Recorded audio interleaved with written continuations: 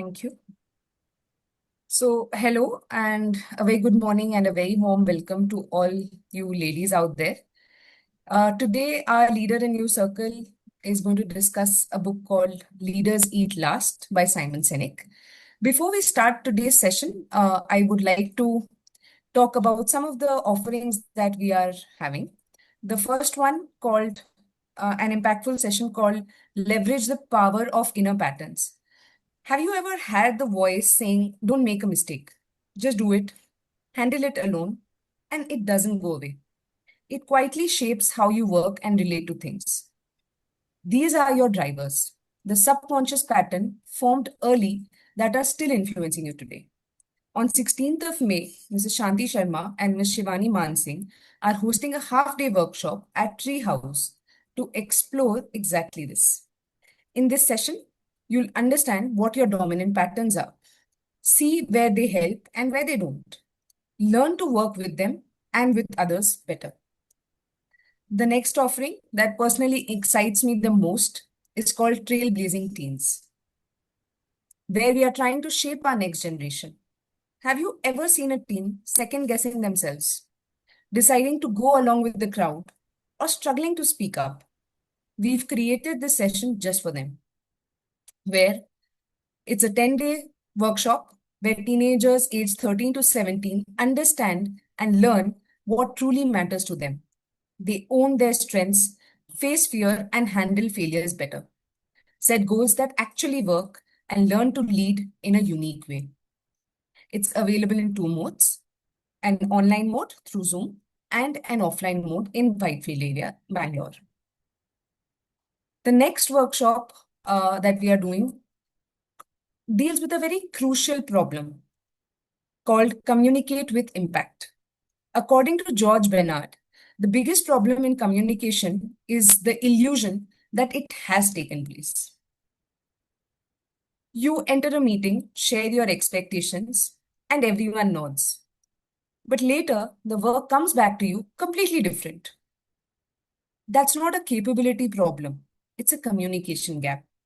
If you're a first time manager trying to navigate this workshop is built exactly for you. And last but not the least, my absolute favorite, it combines two of my loves, learning and traveling. We are planning a wellness workshop tour 2026, a 9-day transformation journey led by Mrs. Shanti Sharma in association with Travel Dates. Join us in the luscious greens and serene beaches of Sri Lanka for a workshop which offers an immersed design to help you pause, reflect, and return with clarity. It has a 14 structured session on emotional intelligence, purpose, resilience, conscious living, and many more. Explore Sri Lanka's cultural triangle. The stay is at Srigiriya Jungle Resort and Spa. All meals are included in this. And in the end of your journey, you are going to be blessed by the monks and a certificate. Now, without further ado, I would like to invite our host, Mrs. Shanti Sharma. She has many feathers to her cap. She's a founder, author, leadership and team coach, a facilitator and a mentor who's passionate about helping people grow. With over 28 years of experience in the field of L&D, she's here to kick off this session with us. Over to you, Shanti ma'am. Thank you, Akansha, and warm welcome to everyone here. Honest confession, I was not able to complete the book. I still have 2 chapters to complete, but it should not impact the key lessons learned. I think Simon is already wrapping up the whole book. So I'm going to present till what I've read, and if some help from ChatGPT, okay, what was that last model he spoke about in the last topic? So a little bit of help, but I'm going to summarize what I have learned from reading the book. Anyone here who's read the whole book? Half the book, started the book.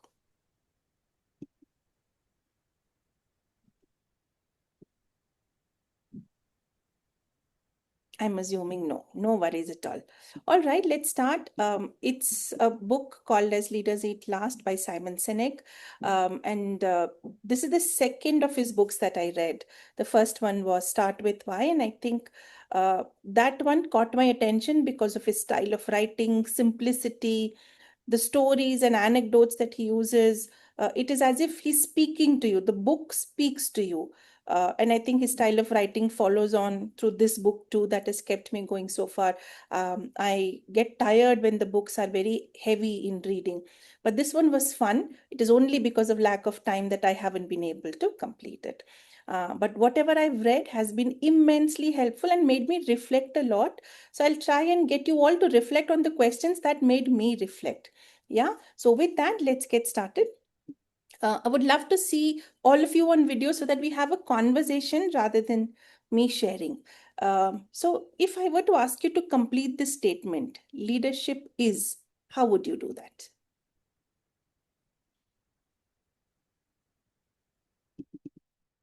Anyone, just unmute and speak. We won't wait.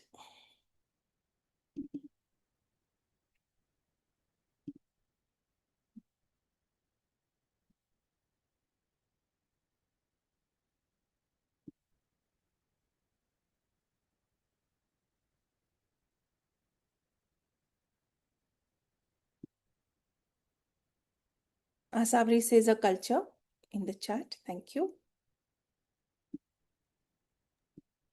Hi. So, leadership for me is not a title, but it is something everybody can do to make others better than what they are, or whomever you meet, you lead them as a better person. So, that's what leadership is for me. Lovely, Abha. Thank you. Anyone else?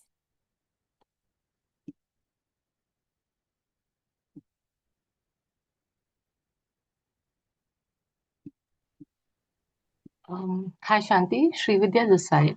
Yeah. So, leadership, according to me, is not just being a mentor or a coach to your well-wishers or team members, but also how we foresee ourselves in grooming ourselves and setting up standards such that, with our experience, we can guide others.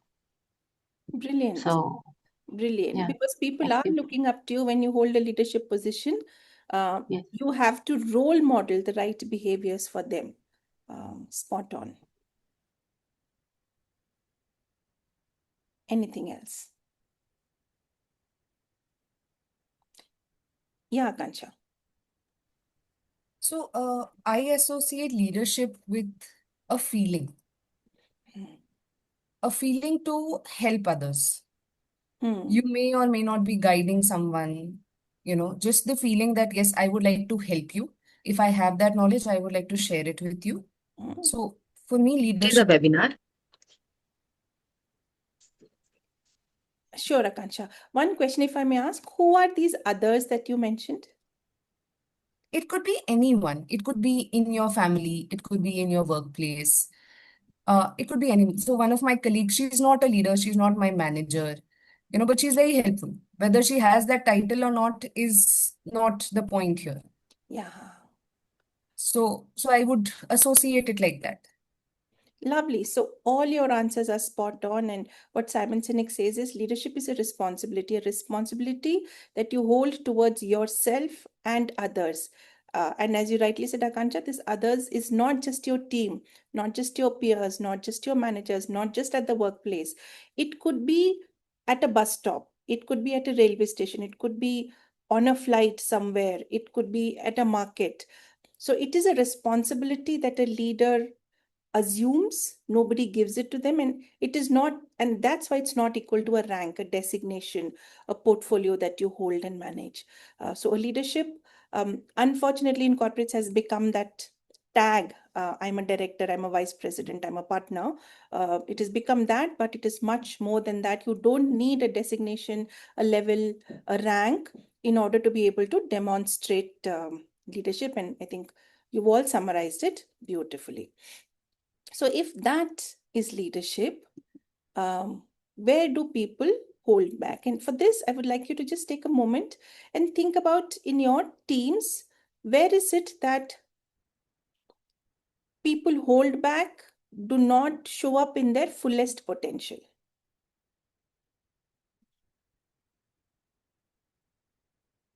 In general or as leaders? In general. Mostly when they believe that it's not my job. It is not my job. Yeah. And why might they be believing that it is not my job?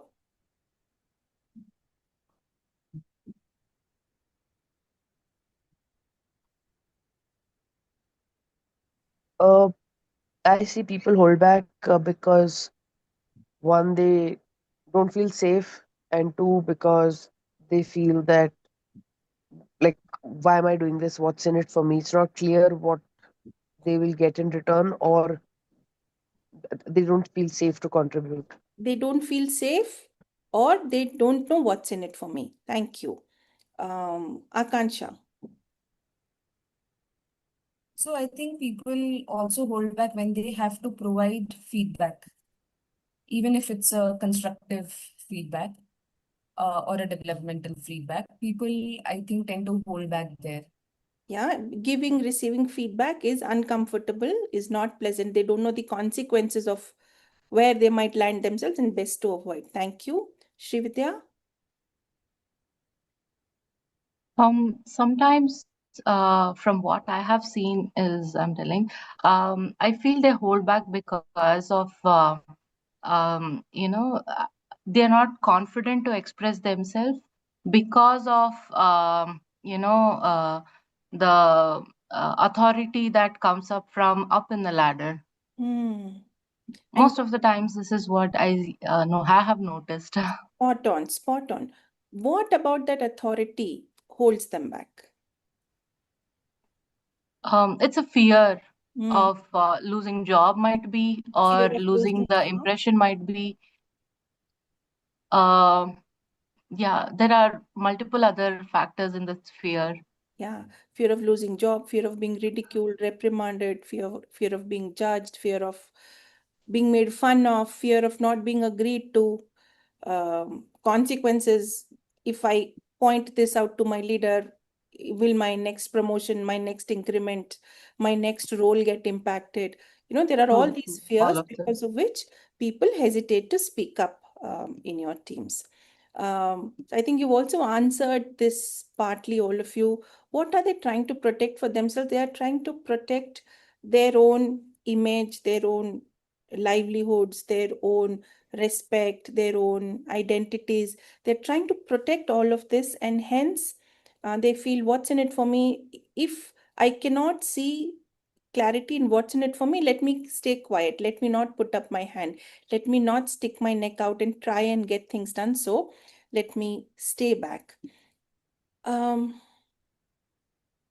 if you were to reflect on what is one behavior of yours that might unintentionally reduce safety, what would you say? And to get started, I will actually call out what is one behavior that I have become aware of, um, is to um, very quickly put up my hand to be doing something. Very quickly say, okay, I'm going to get this done. Okay, I know how to do this best, so let me get it done. And hence, what is happening is that is reducing safety, that anyways she would do, anyway she will get it done.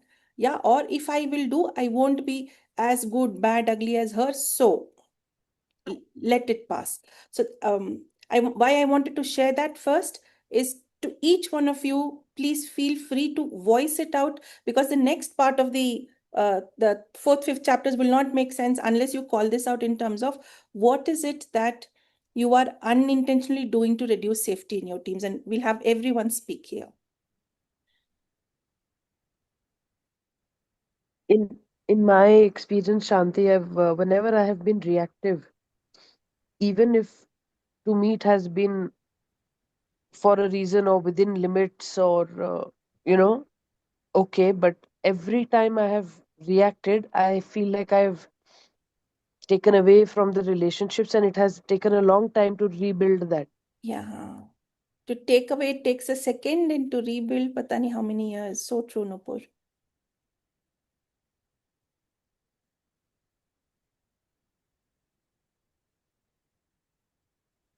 For me, I have recently realized that it's often the thought that I can do it the best often stops me unintentionally to, and that reduces safety within the team.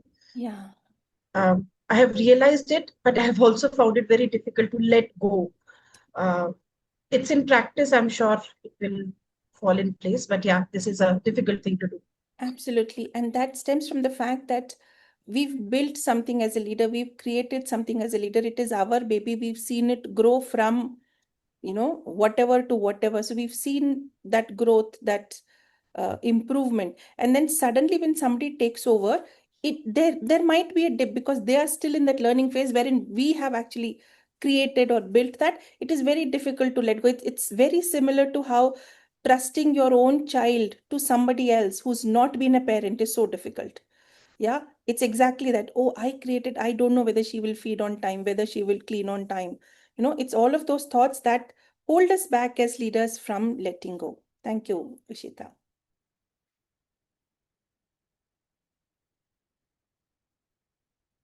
Also, my need for perfection, both for myself Yeah, and the pressure it puts on others, and then the same kind of at least extremely high standards from others.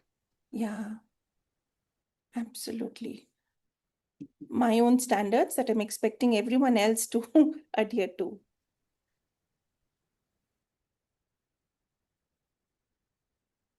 Chanchala, Sabri, Srividya. Um, yeah, Nupur covered my point. I was about to say, I recently observed that doing it my way was a thing, and I expected all the others to do it in the same way. Yeah, But yeah, I realized and I started changing, like, no, doing the work is important. They have their own ways of doing. yeah. So, yes. Thank you, Srividya. Yes, Chanchal.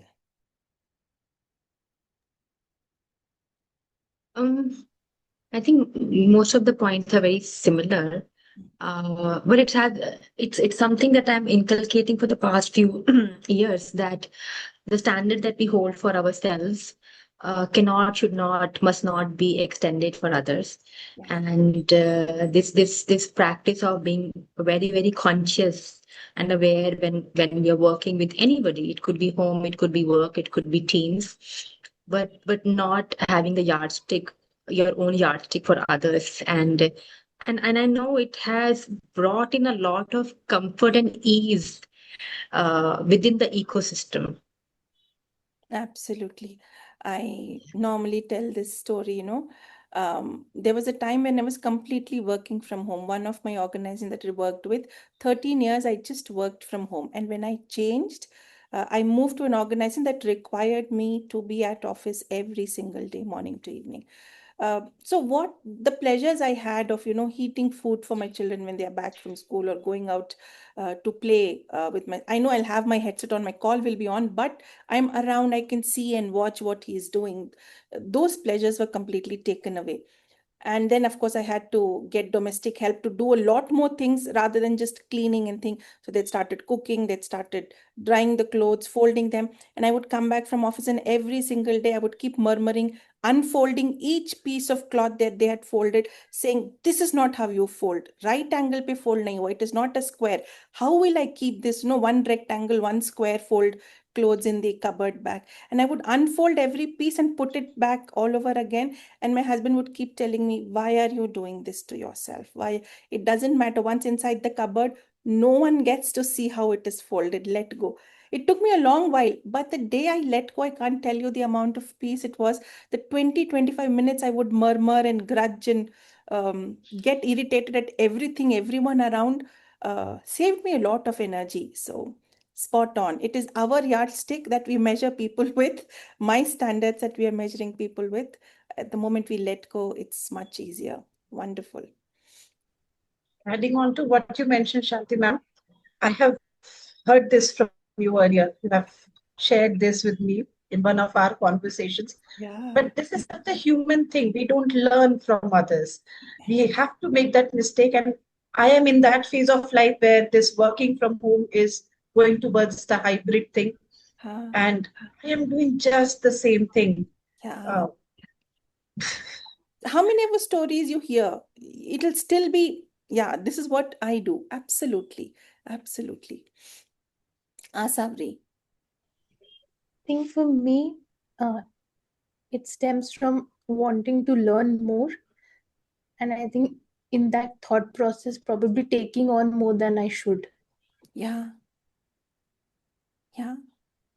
And then how does it impact the team? How does it reduce safety for the team?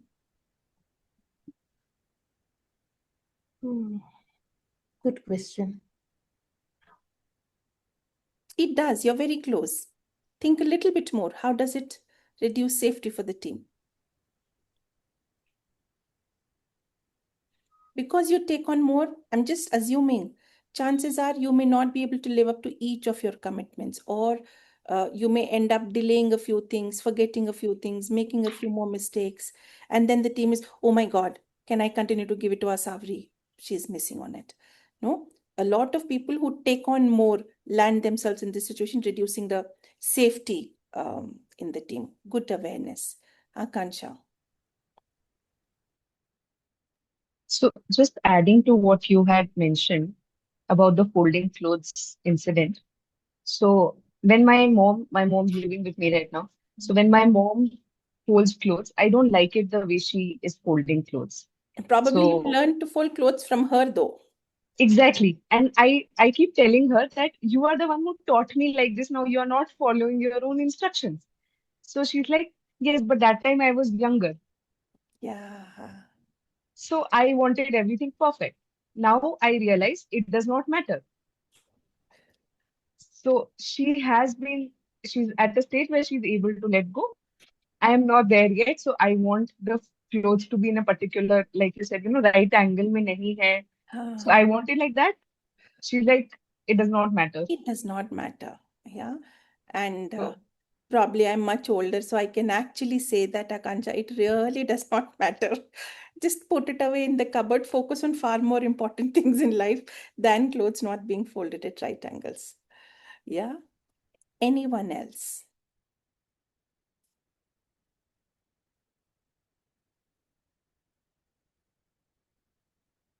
Yeah.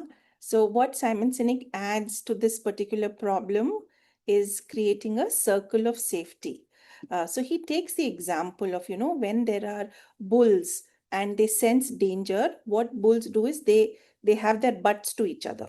So there are in all directions, there is a bull that's facing.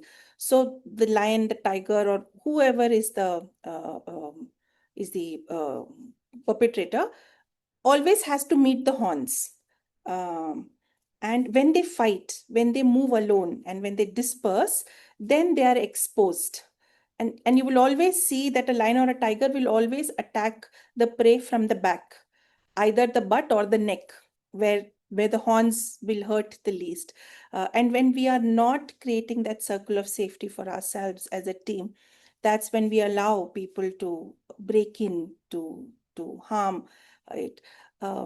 So what he compares that to, when in a team, when we feel that somebody has my back, that's what is a circle of safety.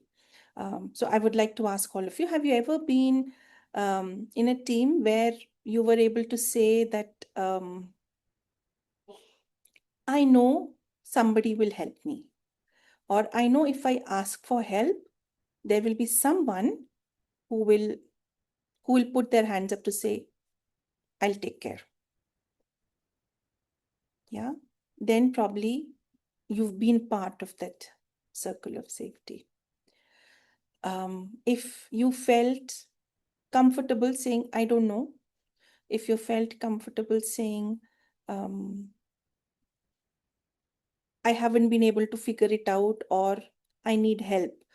If calling out that in a team does not make you feel small or shy or timid or uncomfortable, probably you are in that circle of safety. Yeah. Only if yeah.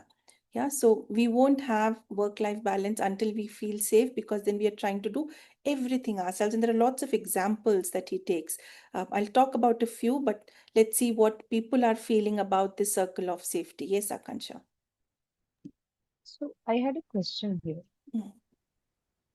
Uh, let's say we are comfortable enough to say that, I am not comfortable taking this particular job at this moment, Hmm. or I cannot take it at this moment. And they are feeling safe to say it. Hmm. But are they sometimes misusing this also? Possible. Then you will not say it again. Yeah. When Asavri said, I am tempted to take on more. And if that lands her in places where she feels uncomfortable, probably eventually she'll stop taking on more. Yeah.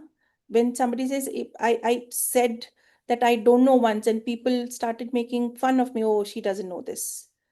Slowly we'll stop acknowledging that I don't know. We'll probably go back to chat GPT and ask, what does this mean? But we'll never have the freedom, the courage, or the choice to ask in a team that I don't know. If somebody knows, quickly tell me. Mm. Okay, thank you. Any other thoughts on circle of safety?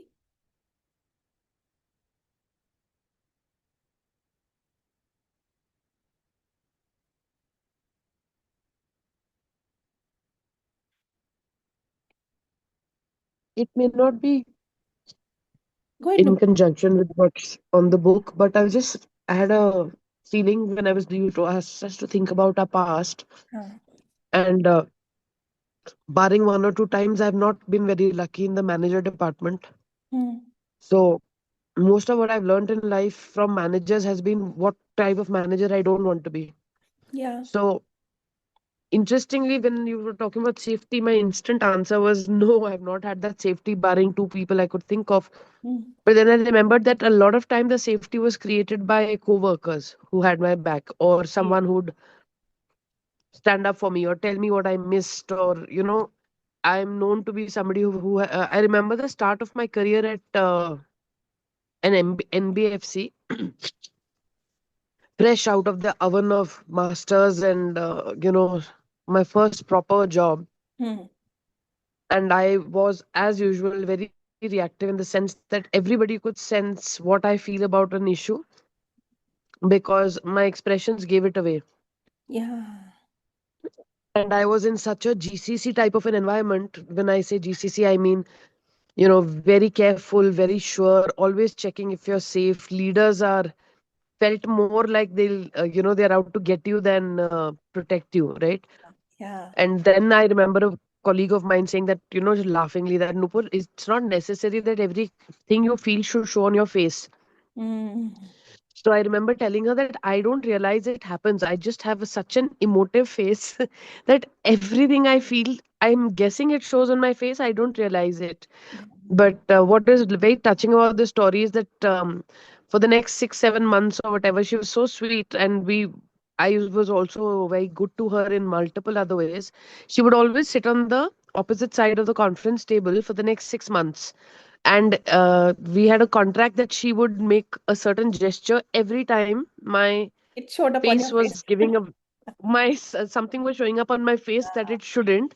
So then I sort of over 6, 7 months got coached on that. So I was just thinking, she made me feel safe to be in meetings again because I felt, oh wow, she's going to tell me when my face is basically going to tell the leader what a ridiculous, stupid thing you're saying. But she would make this gesture to say, calm your face. But yeah, I was just thinking it doesn't have to come from the leader, it could It come from doesn't have to come others in from the a team. leader. Absolutely. And such a beautiful point, Nupur. That circle of safety is not about being nice. It is about creating an environment where people feel protected. Telling you that, Nupur, what you feel is on your face. Don't do that. You might have not felt nice about it. Oh my God, I'm not able to contain my emotions. But the reality is you would have still felt safe despite feeling uncomfortable. You would have felt safe because the So intent behind that comment is a very felt genuine need to protect you, need to save you, need to take care of you. Yeah, because in most workplaces the competition isn't outside, it is internal. And when you see that we are not competing against each other, we are working with each other, that circle of safety is immediately formed. So beautiful.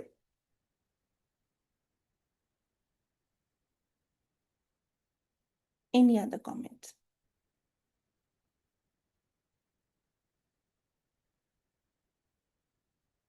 So, what will you see or observe in teams where there is low safety or there is no circle of safety?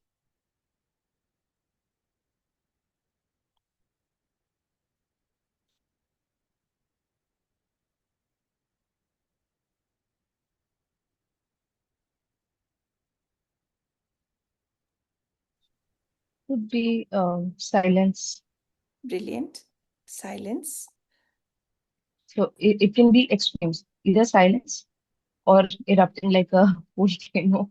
Absolutely. Absolutely. I don't feel safe, so So I have to protect myself. Or I don't feel safe, so let me not put myself into trouble. Let me not put myself in the deep end, so let me stay quiet. Either of it is possible. And when you stay silent, what are we risking? I think when we stay silent, we are risking understanding each other, sharing of ideas, growing together. There Mhm. are many things that you're risking when you are silent. The other person might not even understand that you're there doing something wrong. For Yeah, example, in Nupur's example, if her colleague had chosen to stay silent, yeah. Nupur would not have understood that, I have this thing Mhm. where I need to be better at it. Because when we are in a workplace environment, Yeah, we need to control our emotions. We need not express our opinions or emotions in every single situation. spot on, spot on. Yeah, So, so we risk being flagged late or not being flagged at all. And yes. hence no scope for improvement, change. Wonderful. What else?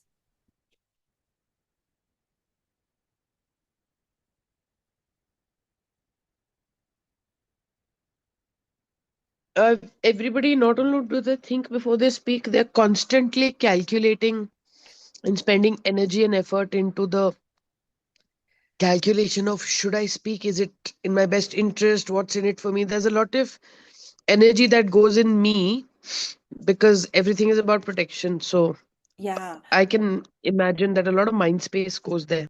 brilliant. And Simon Sinek puts it saying that more time is spent managing perceptions rather than solving problems. So people spend all their energy and time in managing perceptions. What do people think of me? How am I behaving? What should I do? Rather than actually breaking their heads and spending energy in solving problems. Yes, Pradeepa. Yeah, I have been in that situation before, Shanti, where the team is not basically feeling secure to share their opinions. So things that I have tried, um, one is addressing it one-on-one with the manager, Yeah, because it was very clear that it was not the team, but if the manager made it basically insecure or like not letting the team speak up, share their opinions and things like that. And and we tried. Basically, I would try, and then things didn't work out. The senior most person in the team would try, although it didn't work out. But ultimately, I ended up leaving the team. I don't think that's the first option that you want to try with, but it was the culture was so toxic, Shanti. It was just not worth it. it is not worth it. So Yeah, yeah. So we do end up in that it's so not worth it situation quite often. Thank you, Srividya. Any other example situation that you can think of? Shanti, most of the time when they don't feel safety is that uh they'll completely lose interest and they start being judgmental about people. Mm, Like uh they'll tag saying like no, be it any situation, this person will not provide a space to talk. yeah, labeling, Yes, generalization, yes. judgments prevail. And Yes, and once they are dealt with the trauma of not being into a included inclusive team, when they come out of the team, that trauma still continues. So that's a absolutely. pattern we have observed a lot. So true. I once had a team member so most of my team is normally very vocal, chirpy, but one team member was very, very silent. And initially I thought, okay, just settling in, give him time. 3 months later, he was still silent. And in his one-on-ones, it used to be so difficult to get him to speak. I used to get tired in that 45-minute call because he would not speak during COVID. So no in person, all virtual meetings. Um, it is only when we started meeting in person post COVID, I realized that his previous teams, he was reprimanded for speaking up. So that emotion he still carries and he's always calculating. So should I speak? Should I not speak? Will I be judged? Will I be, ridiculed, reprimanded? Will I be thrown out of the team? Will I be tagged and labeled? That fear was so strong. It took me a year and a half to help him start speaking. I moved on after that, couldn't help him see through, but he had just started speaking one-on-ones. Again, he would never speak in team meetings. He would still be very, very quiet, but then he just started speaking team meetings, and that past trauma is very, very strong. Spot on.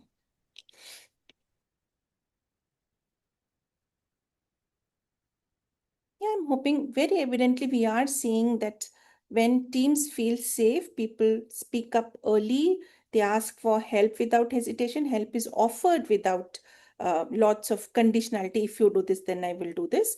And people challenge ideas, not people. People solve for problems, not fix people. And hence it is people are on one side and they're trying to solve a problem, not, people are solving for you and the problem doesn't happen.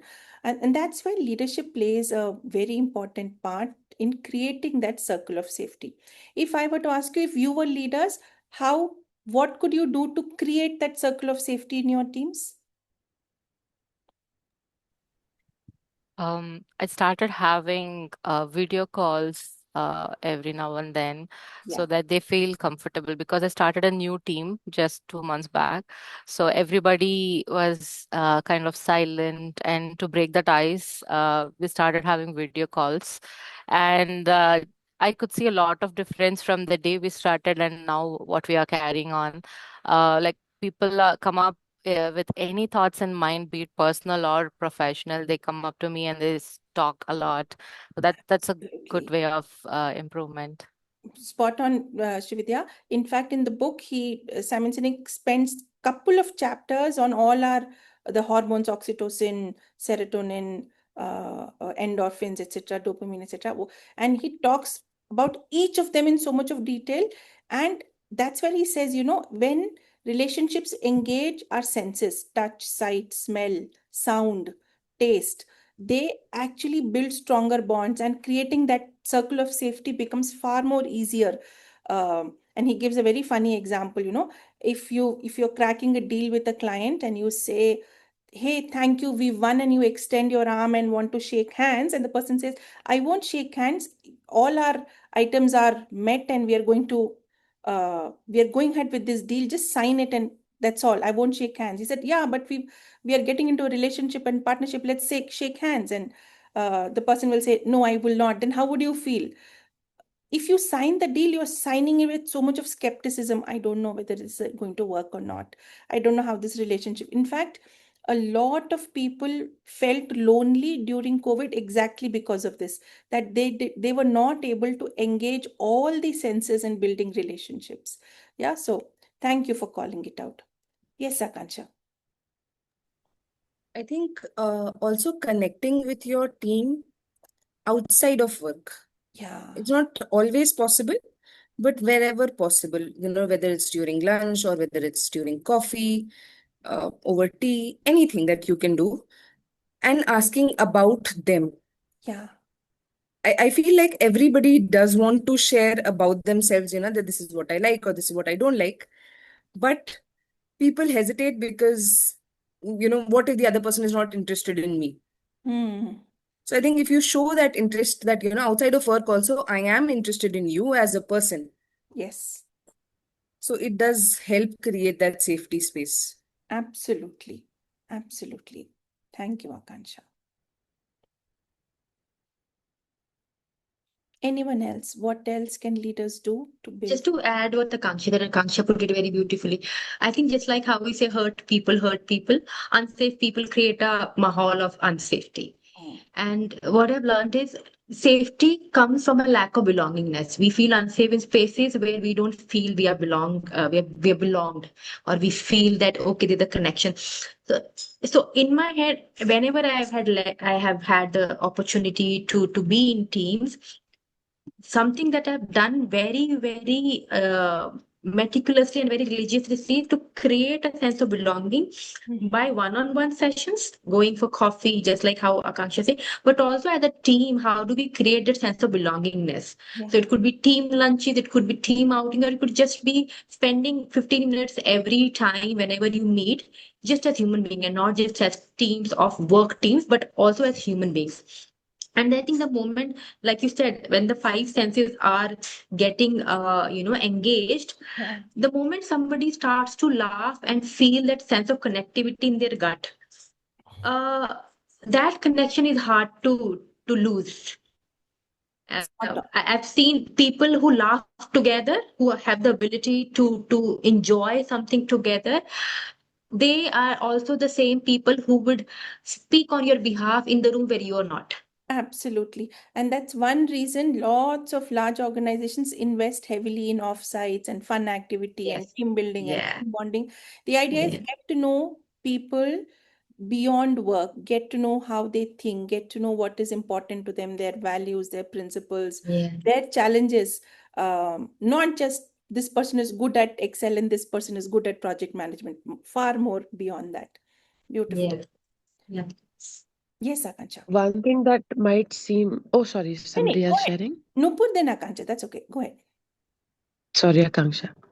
Okay, so I was just saying that it might seem counterintuitive, Mm. Shanti, but for me, and when I was leading teams, what has worked is when people, not like a ruling, not instantly when you get a rule book, but over a period of time, organically, when you explain to people what are the boundaries, Yes. you know. So, for example, when people know these are the boundaries, they know how to operate within them when they are pushing them. So then they feel safe that, okay, I know what's safe. For Yes. example, I used to always tell my team, always in your corner, always going to fight battles for you if needed, hopefully not. Yeah. Will want to know who you are, what's going on in life, this, that. But if there is a senior level escalation, you will get to see that part of me, which is anxious, which is reactive. Absolutely. I'll try my best not to, but it's important. Or, yes, there is a time for everything, and you'll always know that in the long run, you'll know Nupur cared about us, our family, our everything. But when it's work, it's work. Or when it's about, being good to each other, I don't want people, cutting each other. I should create this rule in my team that if you all don't help each other, or if you're not building, or no, if there's a problem that can be taught within the team and it's not being taught, for me that's a sign something's off. I should be the last person you're coming to, because ideally the problem has been solved by each other. And I used to remember set up this sort of conversation rule saying that there'll never be any points in my team for a one-upmanship. Yeah. I mean, they are more likely to all do well, versus when I see behaviors that are predatory versus, I'll do well, not the other person. Yeah. Chances are no one in the team will do well. So I Absolutely. didn't sit and give this as a ruling, but I think it evolved over a period of time where, in fact, there were times that I used to feel a little left out because my whole team was getting along way better than I was, because I was always busy. But it was a huge culture of, we have each other's back. In fact, they used to tell me that our biggest session is on how to manage Nupur, only we do together. And I used to feel very scared about it. But yeah, I just No, feel that if as once they a knew the leader you boundaries, created an environment where they can get together, even if it is against you, you won. yeah, They know how to yeah, get yeah, together. And if there is a prey outside of the team, they will know yeah, how to get together. So that, in fact, that he calls it out, as I'm forgetting that term that he uses. He says, you are creating an environment where the team stands for each other. Yeah. yeah, Against whatever, and that whatever could be you also. Take pride in that the team is working together.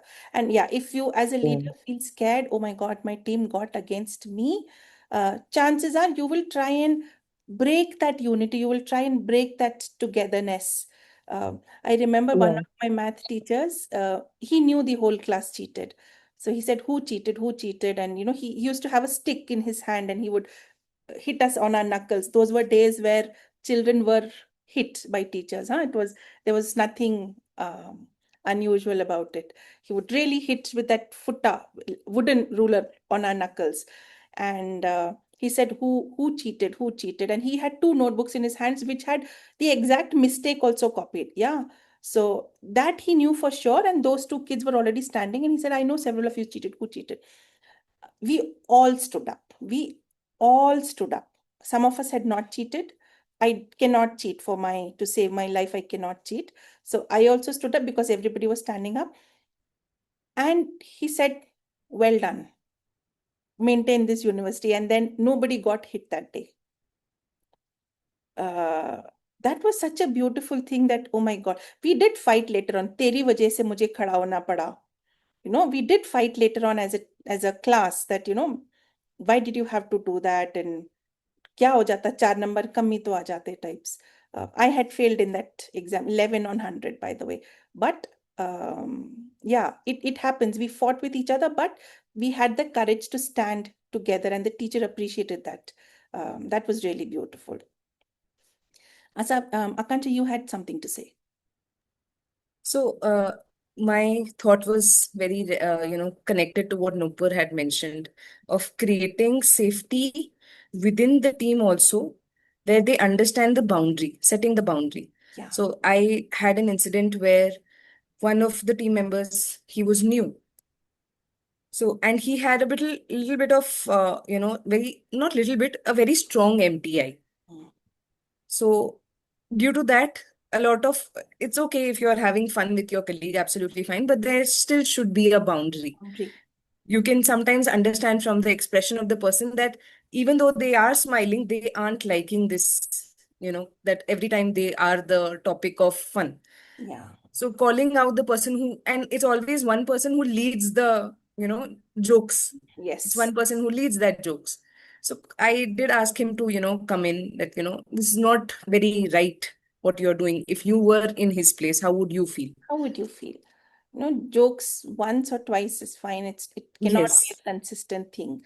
Then it doesn't remain a joke. Yeah, then it becomes targeted predation. So absolutely. I read a line somewhere. Every time somebody says, I'm just kidding, they are not. They're not. They're not. Something has triggered that comment. Absolutely, they're not kidding. Yeah, so in the book, he says, it is dependent, creating that circle of safety. I think you've all covered it beautifully. How do you respond when somebody makes a mistake? Do you react, or do you really take time, take that person aside, explain to them the kind of impact? For example, Akanksha, when you mentioned that one person who initiates that making fun of the mother tongue influence, how does a leader react in that? Hey, you can't do that. That's not fair. What would happen? Or do they take them aside and seat them in a room and say, you know what? Did you realize how that person would have felt? Put yourself in that person's shoes. How do you think they would have felt? And making them realize rather than reprimanding will create that circle of safety. The other thing was, how do you listen as a leader? Do you interrupt, or do you suggest, do you recommend, this will not work, do this? Yeah. How do you listen creates an impact on how you are nurturing that circle of safety.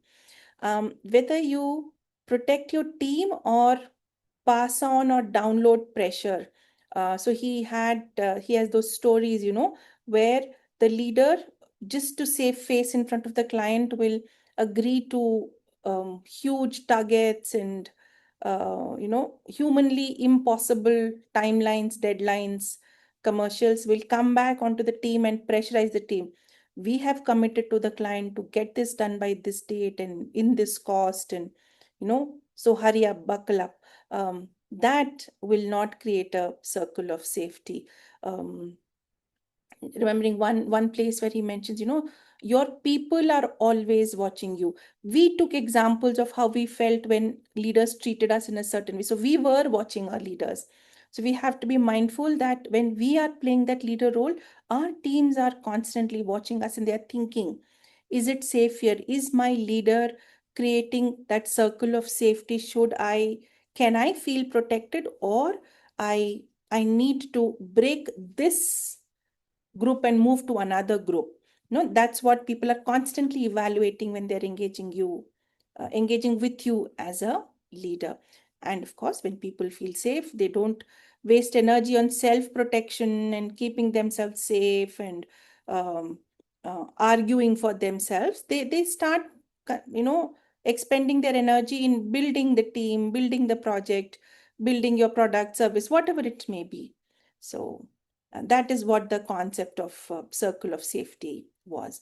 Any questions before we move on to the next concept?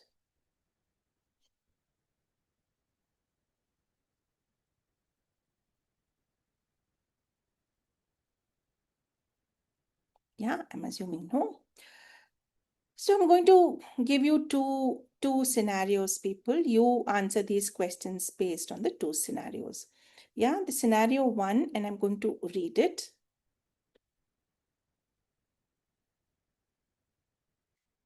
Yeah, you're leading a critical project with tight deadlines. Daily check-ins feel like it is a status interrogation. Missed timelines are met with questions like, why isn't this done yet? How could you miss it? Team members hesitate to flag risks early, and most conversations are task-oriented and not people-oriented. Mistakes are quietly fixed, not openly discussed. People work late and energy feels tense and guarded. That is scenario one.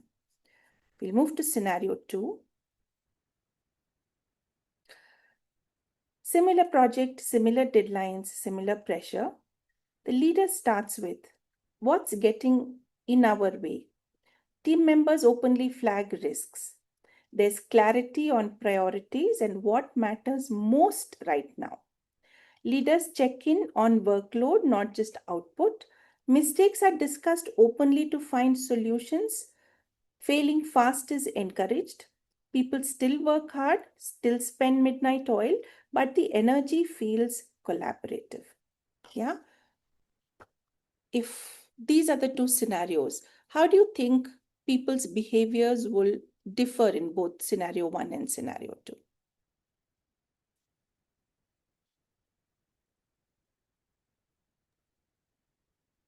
In the first scenario, I think people would be trained, fired, and toxic environment. Um, uh, so they like even if they are capable of delivering something, they won't be up to their mark to produce the most effective Absolutely. output. Wonderful. Everyone will fend for themselves. Nobody will create that circle of safety. Nobody will take care of each other's back. Everybody fights an independent battle. Yeah. Thank you, Pradeepa. Asavri, Bhumi, not heard from you in a while. We could see that inclusion was brought up nicely, like leader asking the team what can be done next, Yeah. provides not just different thoughts and different perspective, like fresh ideas to solve the problems, but also the sense of being included will happen up, right? Yeah. And what will happen when the team feels included, Srividya? So they take up the responsibility of Wonderful. completing the task. Yeah, there is So more ownership and accountability. yes. Brilliant.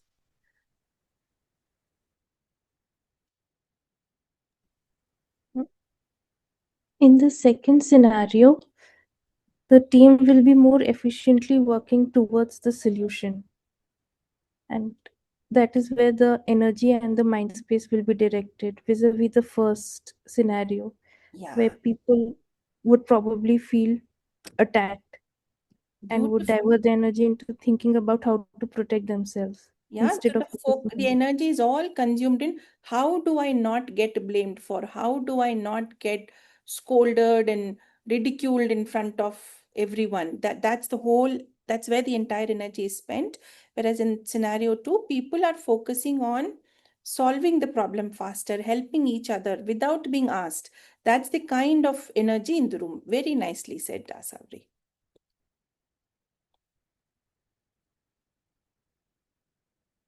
Any other thoughts?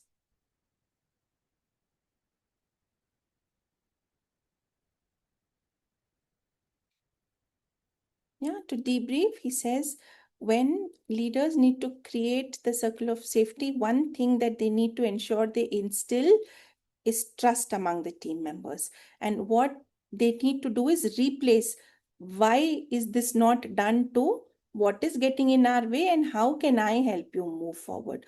Those two questions, if leaders start when solving every problem, chances of that magical trust emerging in the team is very high. And he uses that beautiful phrase, nobody comes to work with an intention to do a bad job. Everybody wants to do a good job, but they may not have skills, they may not have proper information, they may not have end-to-end understanding, the scenario wasn't conducive, whatever. Something goes wrong because of which the results are not produced. But everyone comes into work believing that today they are going to be doing the best possible job that they've ever done. Yeah, with that, we move on to the longest section in his book and where he talks about um, the biology of leadership. So he says that, if you've led a team that is high performing, it wasn't about skills or strategy, it was about chemistry, about the hormones that each of those behaviors triggered. He calls it the chemical cocktail. And when you mix cocktail in wrong proportions, it tastes bad. And when you mix the cocktail in the right proportions, it tastes yummy. So that's his whole thing. And he has this acronym EDSO, EDSO is what he calls the four hormones, which are called as the happiness hormones that guide and um, that set us up in terms of how we feel and engage with the outside world. We look at each of those hormones. The first one is endorphins. Endorphins are typically called as the pain hiding hormones. They are pushed through chemicals that will allow you to forget the pain in the process. Typically, athletes, when they are running, they forget about how much it is hurting their body. They will stretch, especially when people are clapping, people are cheering, that gives them that high, that endorphin boost, that they don't even realize that their body is really feeling hurt, is not coping up with it. It allows you to stay a little bit longer in the game. And when it's all done, that's when you realize, oh my God, it hurts. Yeah. All of the, thigh pain, back pain, knee pain, all of that starts a little bit later. If we translate that into a leadership example, when the teams are in crisis, how the leader cheers on, says, well done, keep going. This is how we can achieve it. Tell me how I can support you. Oh, you're doing a great job.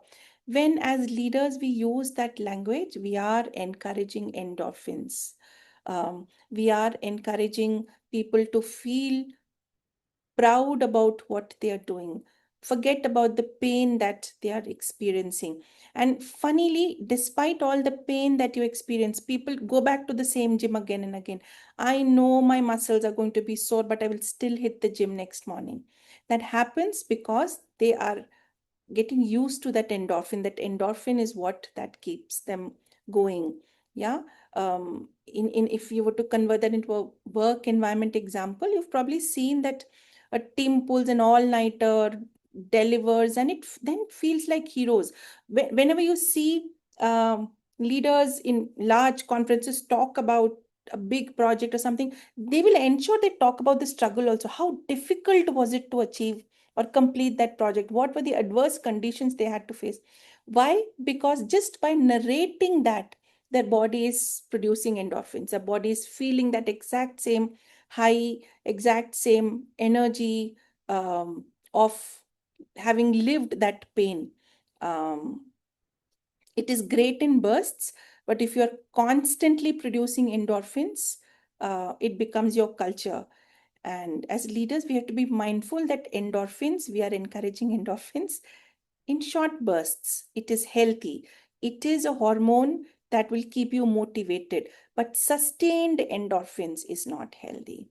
Yeah, you don't build high performing teams, you build exhaustion. Imagine if a runner, even after winning the race, has to keep on running. If we have an environment where our teams have to constantly be on the run, this is what they are creating. An endorphin helps the team perform, feel proud, but the pride dies out with elongated production of endorphin. I'll pause here to see any thoughts that emerge for you.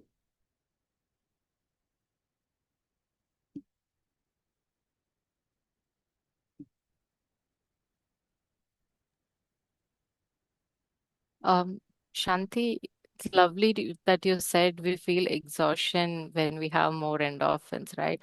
I have faced exact same scenario, because of which I switched multiple teams.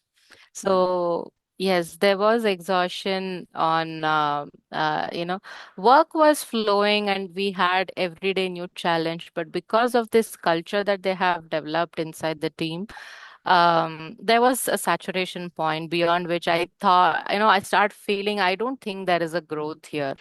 So I started moving to different teams. Yeah, spot on. Spot on. So endorphin and serotonin are two hormones which are related to building stress and struggle in your body. So if little bit of it is good, in fact, it is helpful, it is protective, but sustained production of endorphin or cortisol is not healthy. That's when we get into hypertension, depression, stress hormones. When they are too much, it is not sustainable. Thanks for that share, Srividya.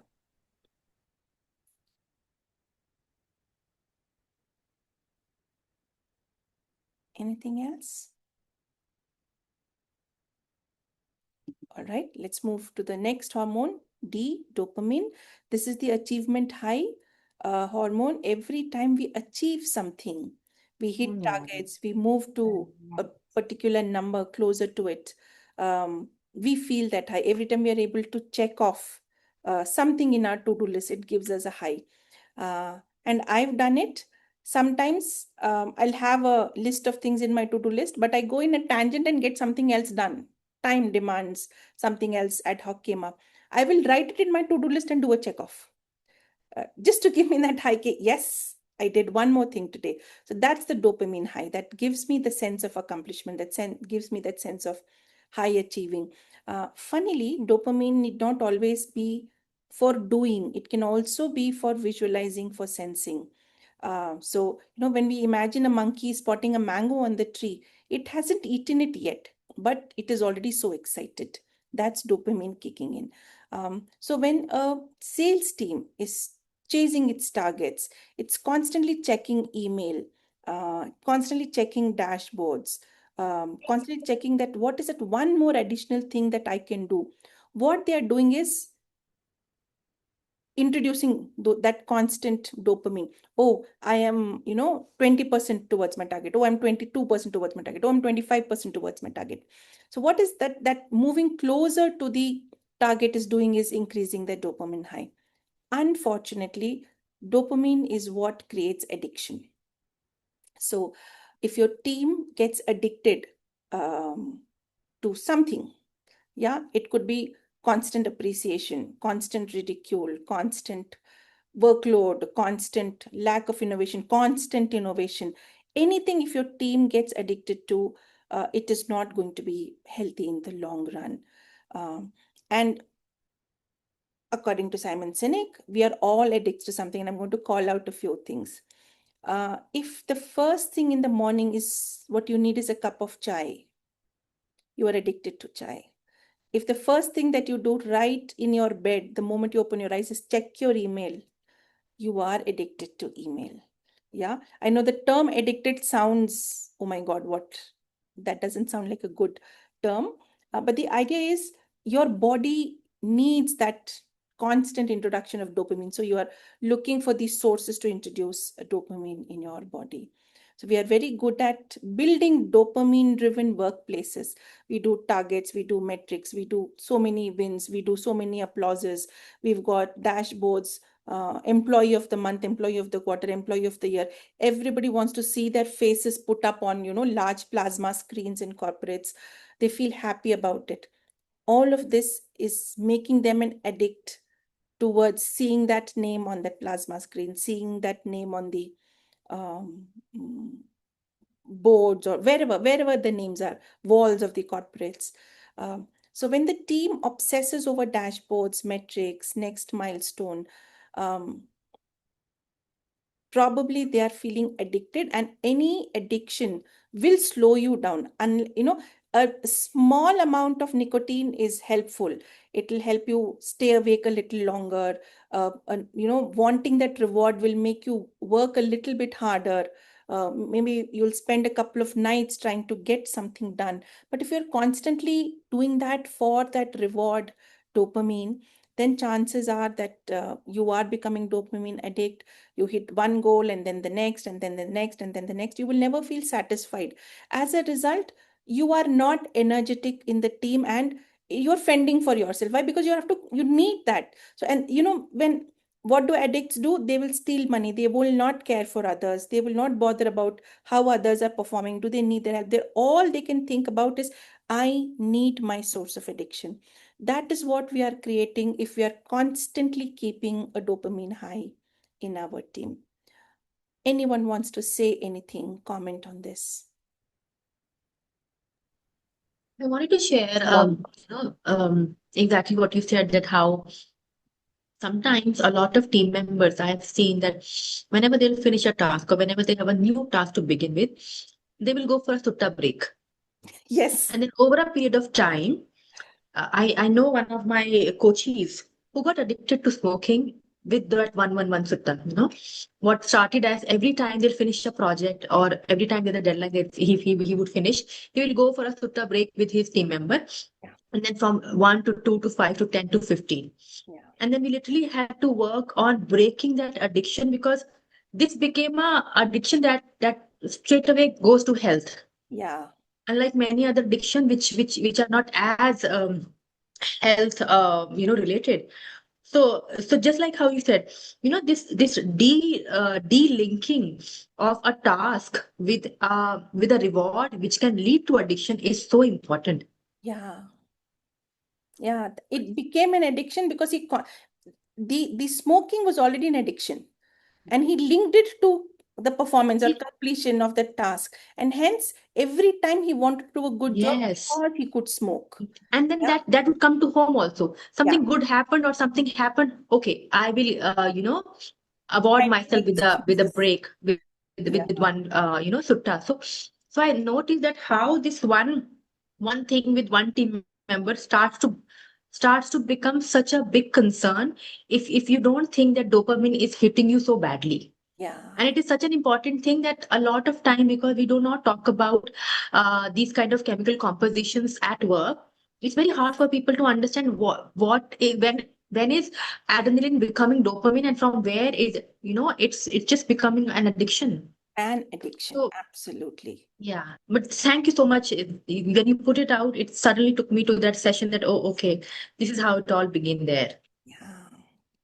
Wonderful. Anyone else wants to add?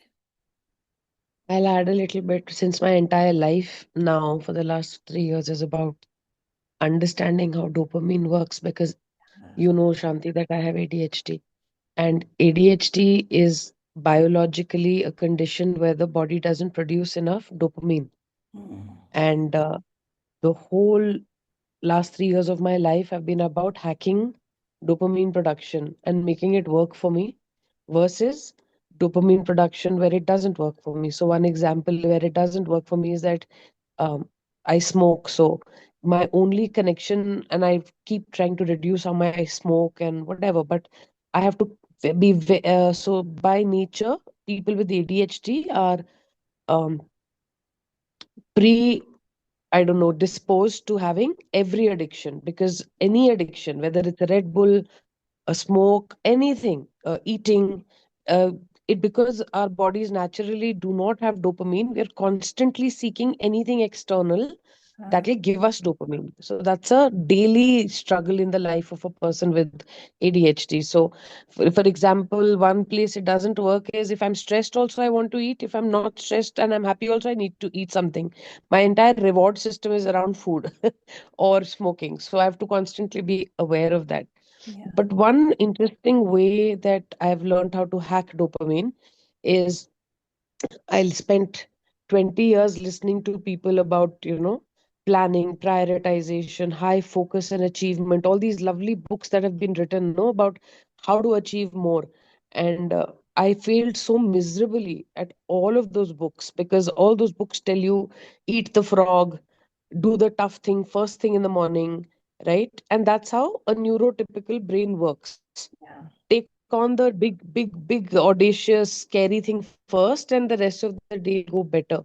And I could never do it. It created so much stress and shame in me that why can't I do it? I just can't do this tough thing. Till I realized and read the right books and came to know that it's exactly the opposite for a person with ADHD. So in fact, now doctors tell people with ADHD that you need to hack your system ulta. Do the easy thing first. Yeah. Do the interesting thing first. Check Do mark. the low Check mark. hanging fruit Yes. first, because it will create dopamine in your body. And then you'll be able to pick the other things up, which is not how it happens for neurotypicals always. So, my interesting hack in life is that whenever I'm not able to move forward with work, it could be coaching, it could be training, it could be any kind of work, and I don't have the dopamine to move ahead and achieve it. I go and do something that interests me. So one thing that started working for me in the last 2 years is I go and since I'm into arts and crafts, I wake up in the morning and I either spend time with my cat, or I will go make a pair of earrings, or I have a room where I create crafts. I'll just go and do 10 minutes of a craft, even the most ridiculous small activity that gives me a sense of accomplishment.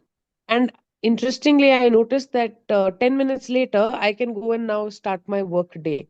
Yeah. So it's interesting that dopamine hacking can actually lead to a lot of good stuff, but if unchecked, it can actually derail you as well. Absolutely. And there might be one small thing for you when I get to oxytocin also, Nupur. Hang in there. I'll get there. Okay. Thank you. Yes, Akansha. I would like to request Nupur to, write the name of the book in the chat about the ADHD book that she just mentioned. Mhm. If she could please help us with the name of the book. I'll send it to you. There's so many books, I'll have to remember which one had that, but I'll Okay, send it also. sure, please Thank do. you. Thank you. So, I wanted to say that dopamine is like a double-edged sword. Yeah, it On is. one hand, you need it also, and you should not rely too much on it as well, Yeah, because it gives you the power to, yes, I would like to achieve this. So I attach myself to this reward system where if I achieve something, I'll be like, okay, now that I've done this, I will probably, buy a pair of clothes yeah, because I've achieved this. yeah, So it acts as that. But of course, like, the thing that you mentioned about tea and, those aspects yeah, that we all suffer from. yeah. So hence it's a mechanism where you cannot escape it also, but you cannot, live without it as well. You can't live Both without it. ways. You need dopamine, but in fact, all four hormones, like endorphins, it'll push you to a level that people have died on the racetrack because they that endorphin high is so important to them. They forget that the body is not ready to cope up. Yeah. Same thing with dopamine. They don't know how much of dopamine is good enough. Yeah. So yeah, So all of these hormones in moderation is what is required. I had read somewhere that the scrolling that we do, where we are constantly watching Yes. reels, whether it's on YouTube Shorts or it's on Instagram or even LinkedIn for that matter, they all function on this of all this concept of dopamine. Combination of hormones, absolutely. So just that act of I am in control, I will choose what to see, how much to see, gives you that dopamine high. I won. Every time I'm scrolling past, I choose not to see this. I choose to see this through. Um, dopamine, dopamine, dopamine, dopamine. Yeah. Scary, no? Yeah, Savri. Just adding on to Akanksha's point, I was just reading about it the other day. Apparently, Google Hmm. is hiring employees who work at casinos Yes. to ensure that they can make their products and offering as addictive as possible, which caters to the dopamine. Yeah, there is this whole documentary on Netflix. Adding on to this, even YouTube Kids have content which are, especially Cocomelon is one channel Ayo. where it is, experimented or trialed at least 50 times so that the child cannot look elsewhere. And they really can't. And they really can't. I have a 3-year-old niece. I know the way she, and that's the only thing she needs. She doesn't watch TV, she doesn't do anything. But somehow at school they introduce them to the poems on that channel, the Cocomelon channel. And the way she's gotten hooked onto it, that it's okay, don't take me down to play, it's okay, don't give me this, it's okay, don't, but I need that YouTube channel. Scary it is. Yeah, Pradeepa. One of the schools, Sorry, go ahead, Ishita. Please complete. and that ends up having children talk in their language, short words, small statements which are not grammatically correct Yeah. and they start talking like that even in school with parents at home, everywhere. Yeah, yeah. My son, when he was young, that whole thing of Doraemon was big on TV. So he would speak like Nobita and Jan. I would get irritated with that accent and that, high pitch and energy. Uh, yeah, that's how they were. Thank you. Pradeepa? Yeah, yeah. So I wanted to share an instance that has evolved for me. So when I was I guess an entry level manager, I was under the assumption that, like, even even if the employee does a really small thing, I need to appreciate, and that's how it started. And then what ended up happening was I reached the stage where it lost the value of appreciation because anything and everything was appreciated. So, then I had to tone it back down and then find the instances where it really stood out. Worthy of an appreciation. It should not become the Exactly. and we are doing that to our kids when we say the entire class goes up on stage during a performance. Yeah. Yeah. Yeah. Exactly what we are doing. It gives them a dopamine high. The child may be just a flower standing there doing nothing, but the Yeah. we Yeah. click and yay, good job, wonderful, you went on stage. What that's doing is settling in for that mediocrity and saying that this is good enough. If I get this, as long as I'm getting appreciation, I'm fine. um, and that is a scary place to be at. Children forget to distinguish between what deserves true appreciation and what deserves acknowledgement. And when they become adults, they carry that to the workplace. Exactly. Manager Yes. appreciate. Yes. Why doesn't my manager Yes. do a good job at every single thing? Yeah, absolutely. Thanks, Pradeepa. Yes, Akansha. So I just had this question where I see my family members working in MNCs, Big Four. So they propagate this culture, just the way Deepa just mentioned, that, every time somebody is doing something, they want appreciation on that. So when the culture itself is such that they are propagating this, that for every small thing that the team member is doing, the team lead or the manager needs to appreciate. Yeah. How does one break that cycle? Lovely question. I'm going outside the book here, Akansha, a little bit. So one is appreciation for being, one is appreciation for doing. For being, it's unconditional appreciation. Oh, how amazing you are. You are phenomenal is unconditional appreciation for being. That's what creates this need for constant appreciation. But when the appreciation becomes conditional, if somebody tells you, Akansha, you created the right pack, it looked good. So it is a conditional. You are not good. It's not appreciation for being, but it's appreciation for what you did. You created a wonderful pack. You created a wonderful report. So then what happens? People know what they need to do more of in order to get that appreciation. So they will make that better rather than feeling, hey, I'm so amazing. Slightly off topic, not mentioned in the book, but that's how you tackle to answer your question. We do need to appreciate, don't appreciate the being, appreciate the doing. It has to be a conditional appreciation. This is what you did, and here is the impact. That is what will click. Then the expectation that my manager will appreciate me for every small thing will not happen. Okay, thank you. Lovely question. Anything else?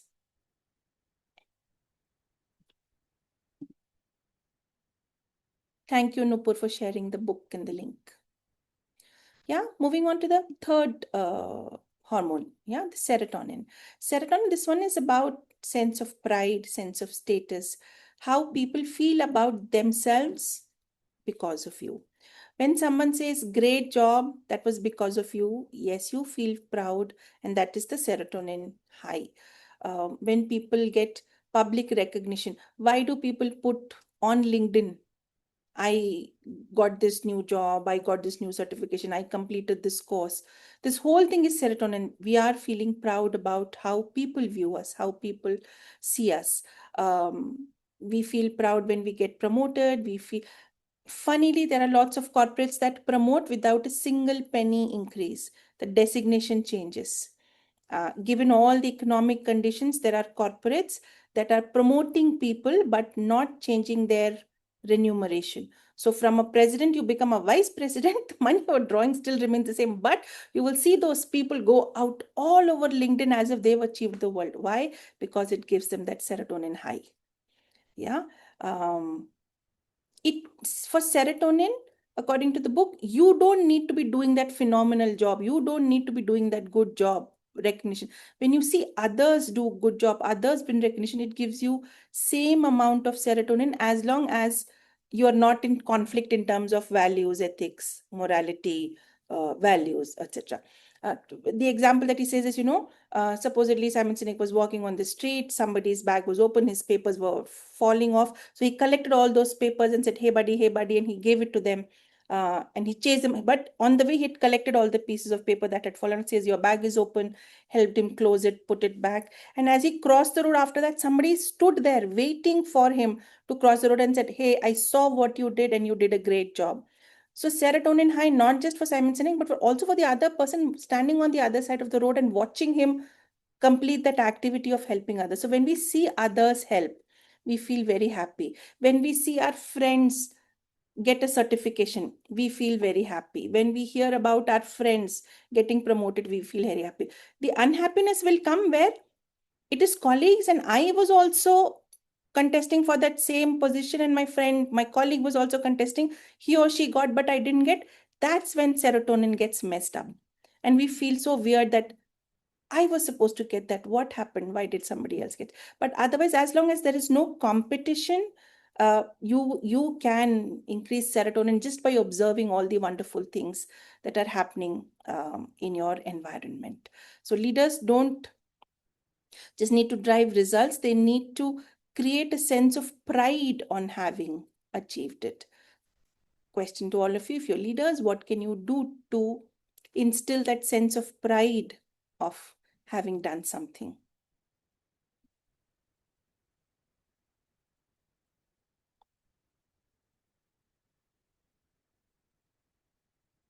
Is this the things, Shanti, where nowadays I hear a lot of research and now smartly parents are also following it, which is don't reward or appreciate the child for outcomes, rather Process. appreciate the child for the process or working hard. So I remember we had to shift this with our niece and nephew. You can't say you are such a good girl or Yeah. you're this. We have to say, like, you're trying so hard, that's so good, you stayed with the problem. So is that serotonin related or maybe something Combination else? of serotonin and dopamine. Yes, absolutely. Yeah. Okay.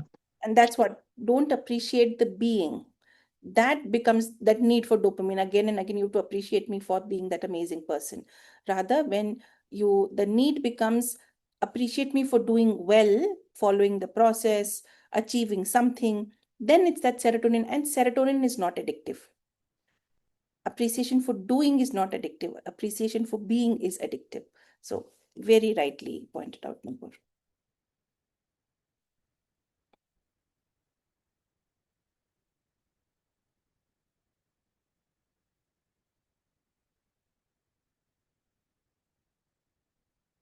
Yeah.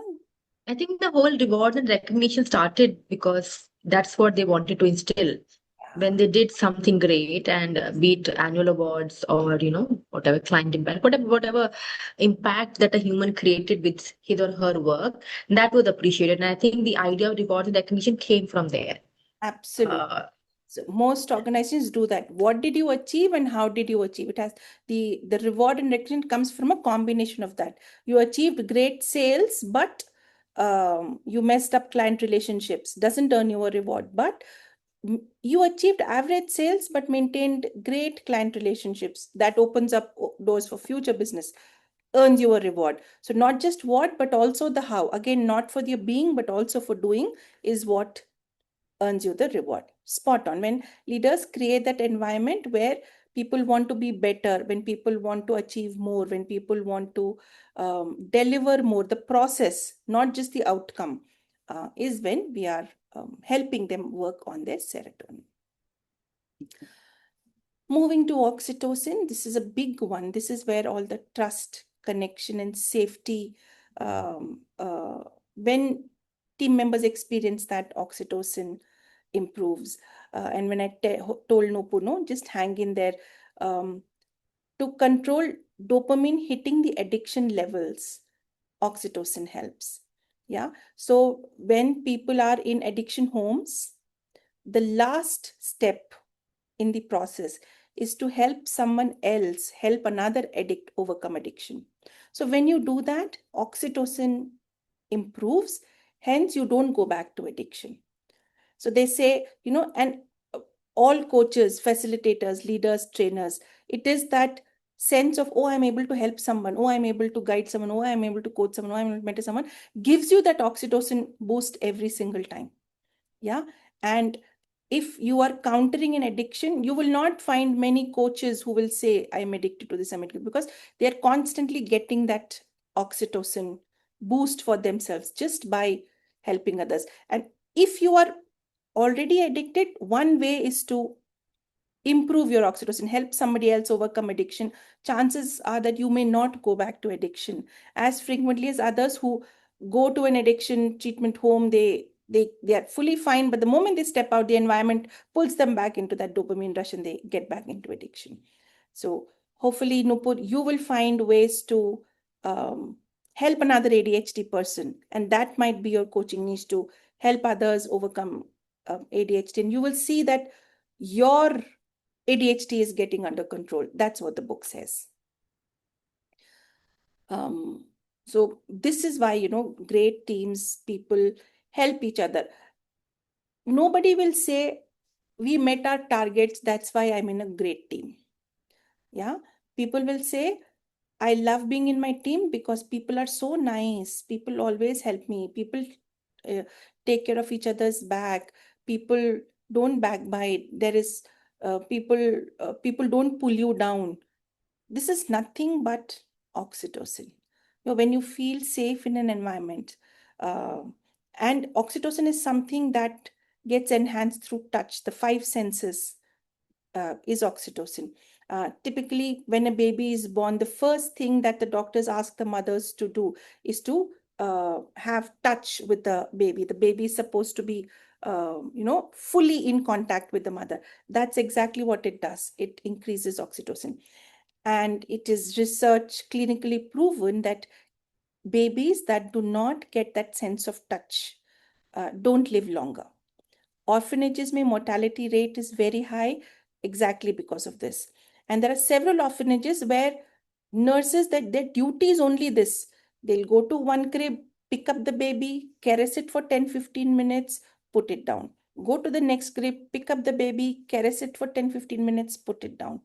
They may never know who the baby is, the name or anything, but it is that sense of touch that improves the oxytocin and keeps them going. Yeah. So it's that, how can I continuously uh, give that sense of touch to a baby? Extrapolating that into corporate environment. What can leaders do to improve oxytocin in teams?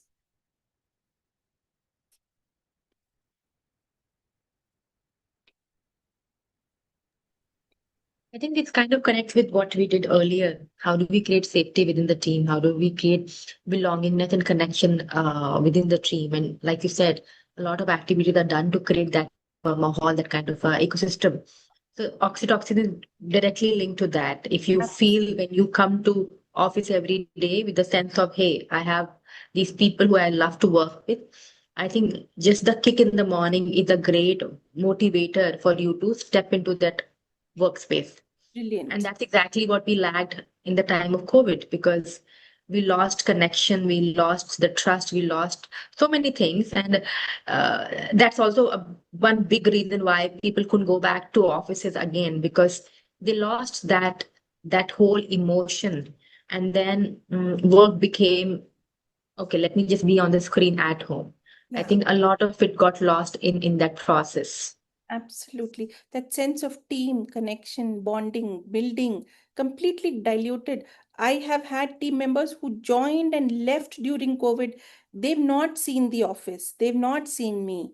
Uh, and they're the first. So I still have the WhatsApp group from my 14, 15-year-old teams. The people who joined and left during COVID, the day they quit, they moved out of the WhatsApp group. And others, they're all over the place, all over the globe, but they're still on that WhatsApp group. And we still wish each other happy birthday, happy anniversary every single time. So, yeah, it's that connection when you see and meet people is far stronger than when you don't. Thank you. Pradeepa. Yeah, so I'll share one instance from my team and one culture that is very closer to my heart and what I try to instill in my team. Which is like, as a team, we should help each other. Yes. It's like, um, we are there for each other. And I'll share a very recent instance where very similar to what you said. There is a high pressure project, tight deadline. Like we there is like there are a lot of things at stake, and the person who is contributing to that project has a newborn, and the nanny is essentially out for a week. So the wife is asking, "I'm helpless. I need your help." Right? I need you to take the days off to support the baby, to support me. And the way it worked out without me interfering, Shanti, is he was able to reach out to another person saying that I know this project is critical. Can you actually pitch in? And then they worked together. They came up with a schedule to actually stay on the project. And when he came to me saying that, hey, I need a couple of days off, like these are the things that was coming in my mind, right? Like who can I actually deploy to make sure that the project is? And he was like, Pradeepa, I reached out to person A, he's on top of it, so you don't have to worry about the thing. So it's not just, and that person was able to help him because the culture is team is first. How beautiful. And that's exactly what Simon Sinek mentions in the book is that, when soldiers are fighting, they are fighting for their country. There is a common purpose. They're not fighting with another soldier. It is not a you versus me fight, but it is fight for a common purpose, common goal. And that gives them that courage to take risks. They will go and, into the army, into the enemy's territory with that courage that somebody is having my back. And when you ask leaders who survived all of that, and how did you do that? Did the thought of losing your life did not come to you? The answer is it did, but I knew others would have done that for me. Others in my camp would have done exactly the same thing for me. And when you have that kind of trust within the team that I'm doing it now, but I know others will do it, chances are you're all producing oxytocin. Yes, Akansha. So, in my previous organization where I was working, we had introduced a concept related to sports. So, every time somebody would do a great call, the sales team, and they would do a great call and they would get a 5-star rating from the customer, we would count that as, they've hit a 6. So, we would maintain a chart exactly where the entire team would sit. So, we would maintain that chart there. And at the end of every week, we would see who has scored how many, runs is what we would call them. So how many runs has one scored? I don't know if this is related to oxytocin or not, but it really worked for the team. So it gave them that sense of achievement. And then at the end of the month, we would hand in a medal where, it would be like, you're the man of the match. Yeah.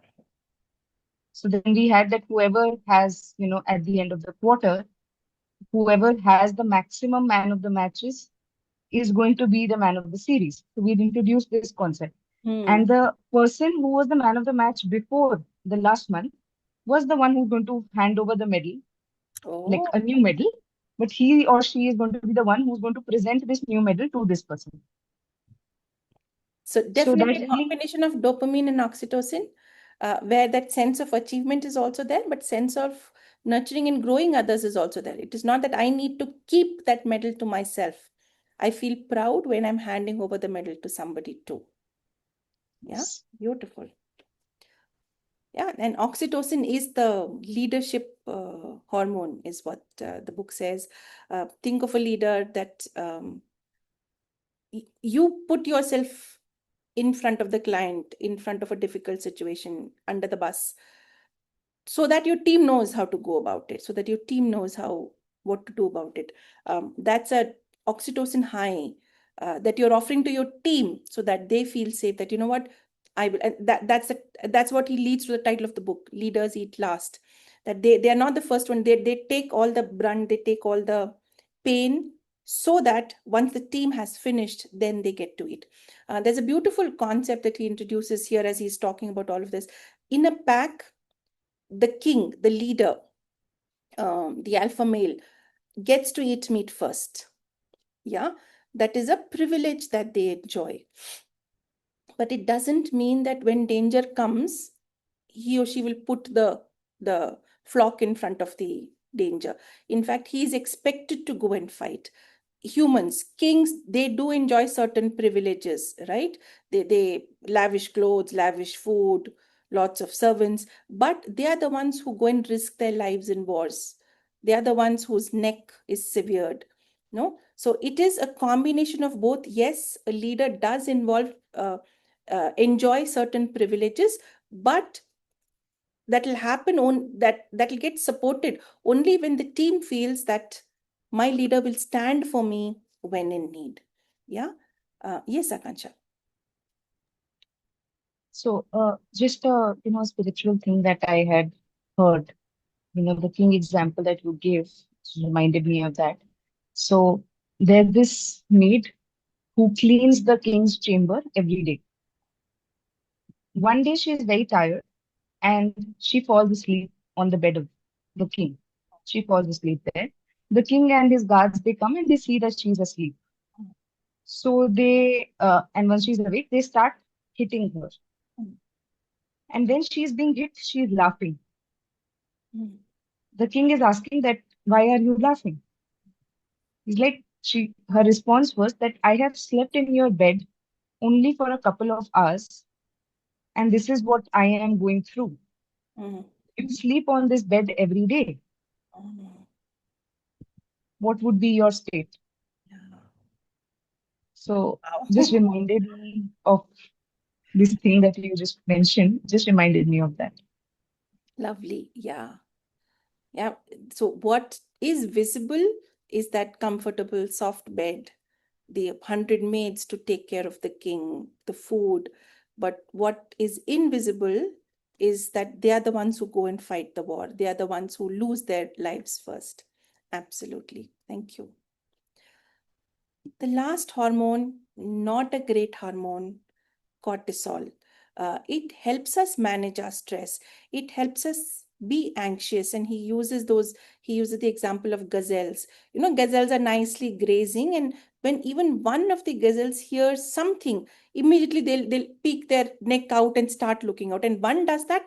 Other gazelles would have not heard anything, but they will all go twing, twing, twing, twing, twing. They'll all heads will go.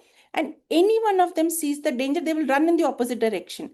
Others would not have seen, and everybody runs in that opposite direction. And finally, everybody gets saved. That small moment of excitement, stress, high energy, danger by my side, is what is cortisol. It is good, it is protective, it helps us. That flight fight action is because of cortisol. But if we are constantly on that fight flight mode at work, constant cortisol doesn't leave our body, then that leads to high stress situations, burnout. That is not helpful. So underlying all of these is cortisol. And cortisol, why I've put it at the bottom, is that there is a handshake. Too much of endorphin, cortisol will start increasing. Too much of dopamine, cortisol will start increasing. So the chances of us producing cortisol is so much higher than any of the other hormones. And it is equally important to settle cortisol back. You're sleeping, you hear some noise, you suddenly wake up. Oh, I don't know what's or who is there. Yeah, what do? You wake up your partner. Get up, I heard something. Yeah, and then both of you will go look around. When you don't find anything, everything is safe, must be somewhere outside. What do? And that is nothing but your cortisol leaving your body. But imagine if you are constantly having to keep that torch and keep that watch all through the night, not being able to sleep. That is stress, that is burnout.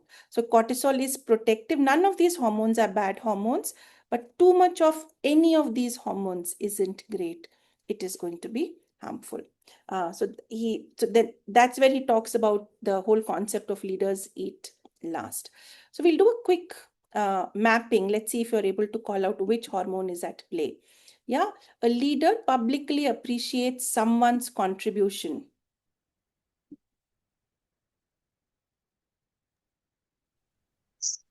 Serotonin. Dopamine. Dopamine, serotonin, absolutely. A team celebrates success together. Serotonin. Oxytocin. This is oxytocin and serotonin both. Yeah. Oxytocin followed by serotonin. Yeah. A team is chasing aggressive quarterly targets. Endorphins. Endorphins, dopamine, cortisol. Dopamine. Yeah. That they want that high constantly. A team pulls long hours to meet a very tough deadline. Cortisol. Cortisol, endorphin. Yes. Yeah. So as long as we're able to map that this is what is happening to me, our ability to manage that hormone becomes that much easier. That's what he weaves into the concept of leaders eat last. Yeah. So a key team member has missed an important deadline and it has become visible to you. And you've also been, as a leader, under pressure to get something done. The stakeholder is chasing you, the client is chasing you, whatever. What would you do? Yeah, so let's quickly look at that scenario. What should a leader do?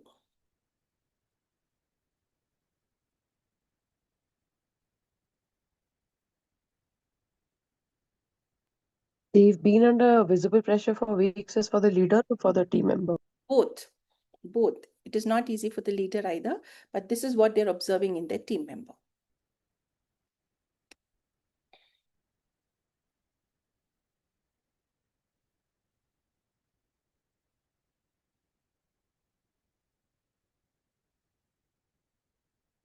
If your priority is delivery and accountability, what kind of conversation would you have with the team member?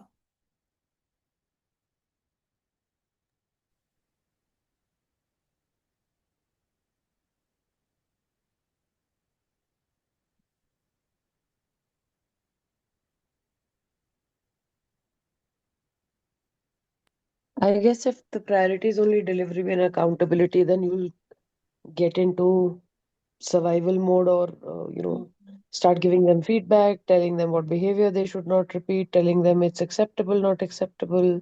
Acceptable, And not if you're a acceptable. supportive manager, you might try to come and create a plan with them to get back to normal. But the whole focus will be on the Task, uh, project. task and how to. You could do it badly by really harming the person, or you could do it well by taking care of them. But the point would still be the task would be the focus. Questions like, why wasn't this done? How could you miss it? Who did this? Would be predominant. Why? Because if I know who did this, and I can catch hold of that person's neck, because that completion, that target, that progress is more important. However, if your approach is people first, what would that change look like? You have an empathized conversation with the person because both of you are under pressure. And we What would clearly that said, empathetic conversation sound like? What would you say?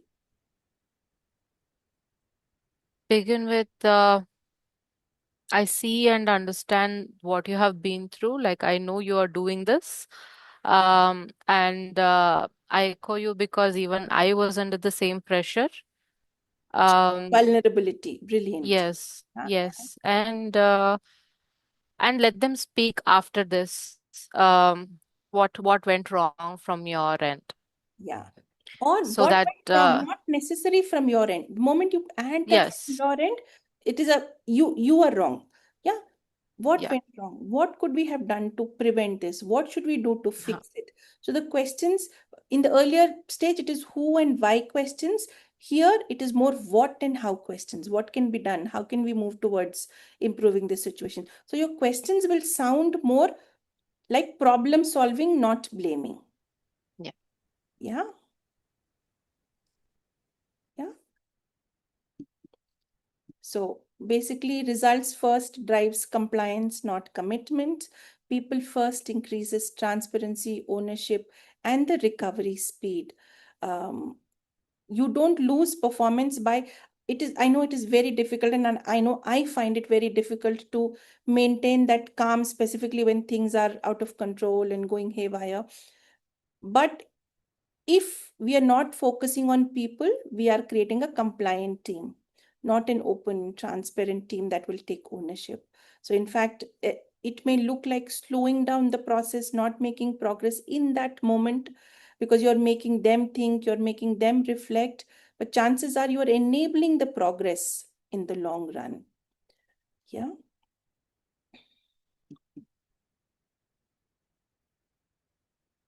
This is too easy now. So he has this framework, and he says, um, safe leaders. What does it mean? Support first leadership shows up in who you prioritize under pressure. How do you remove obstacles for the team before demanding? The keyword being before demanding outcomes. Are you asking, what do you need from me to succeed, rather than you did not do it well, you did not complete it, achieve it? Our leaders signaling, I'm here to help you, I'm here to save you, I'm here, I have your back, kind of a language, is it very evident? A talks about act with empathy. Basically, it goes beyond tasks. Are you understanding the concept? And we spoke about, right, building that team bonding, team exercise, getting to know people outside of their work pressures, work uh, contexts. That helps you as a leader understand their worlds, their constraints, their challenges.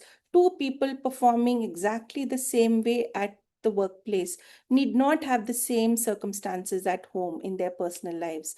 They may be dealing with very, very different things, and that makes the same achievement more valuable and less valuable. And that's why, the whole thing around don't just reward the outcome, but reward the process also is equally important. When you listen to understand, not to respond, that is acting with empathy. Uh, Empathy does not mean we lower our standards. The standards still remain the same. Yeah, 10 on 10 is the excellent, but it's okay you got an 8 on 10. Can we figure out how can we help you move towards a 10 on 10? So don't think that acting with empathy is, oh, I'm going to be lenient with this team member, new team member, because he or she doesn't know how to do, versus I'm going to be very tight with this team member, 5 years experience, so let me tighten my grip on this. It's not about that. It's not about lowering standards across the team, but it is about providing different kinds of help for different people at different stages of growth in your team. Uh, Literally translates to situational leadership as I was reading that chapter. Yeah. F is fostering trust. We've spoken about oxytocin. How do you build trust in small everyday moments? It's not about big speeches and lectures. Are you coherent in your words, actions, in your decisions, or are you saying something and doing something? Yeah. Builds trust, fosters trusts.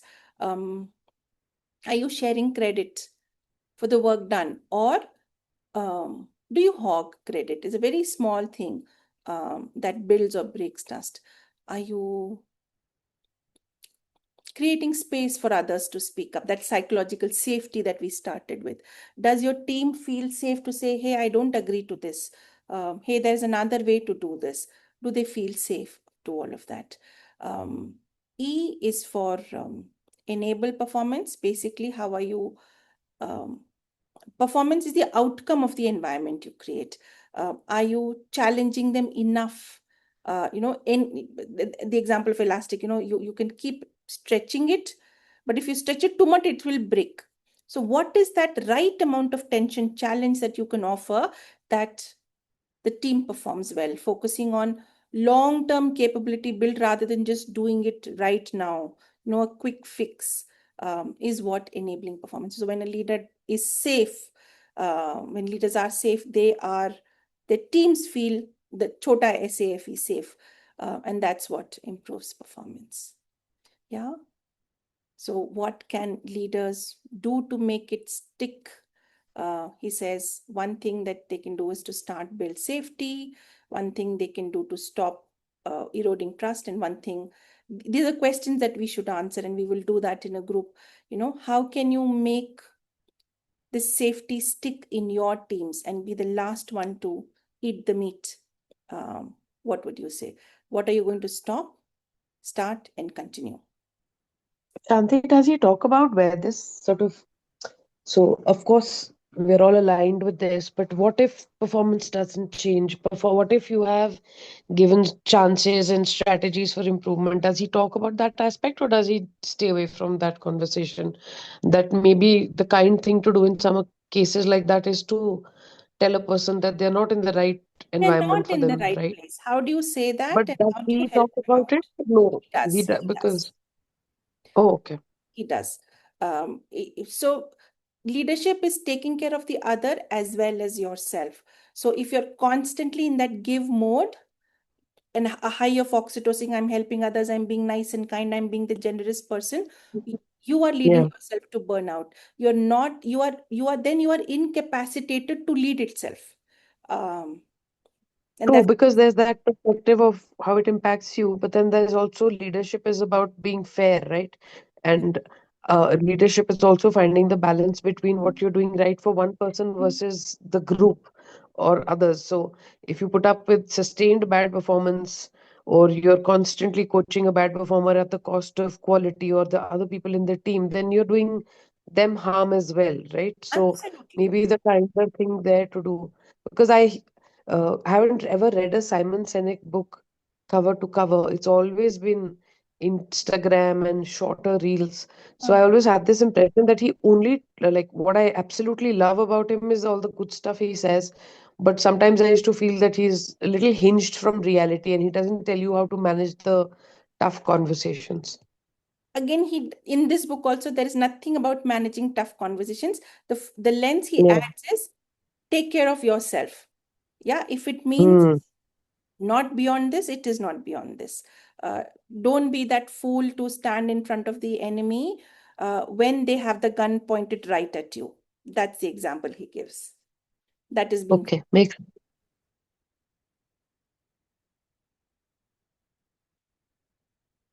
good catch. I hadn't thought of that, Nupur. You're very true. Even in Start With Why, what if people don't sense. understand why is not covered? Hmm.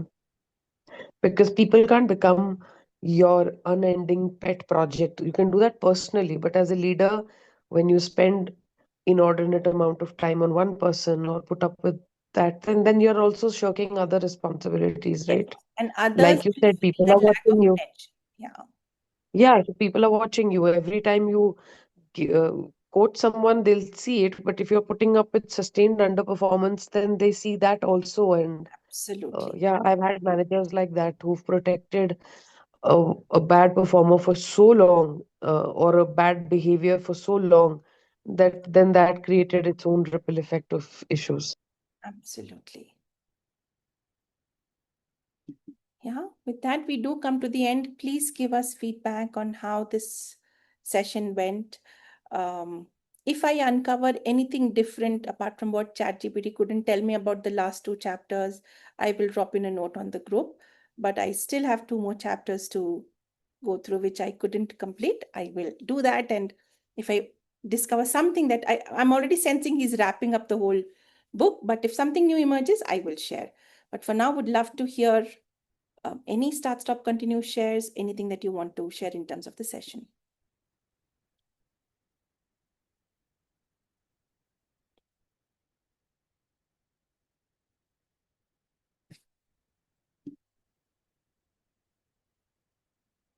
Thanks, Nupur.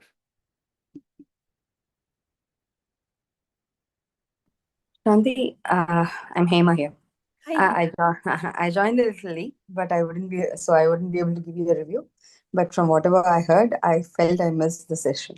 So I hope. We are recording it, Hema. We will publish it shortly. Thank you. Thank you, Shanti.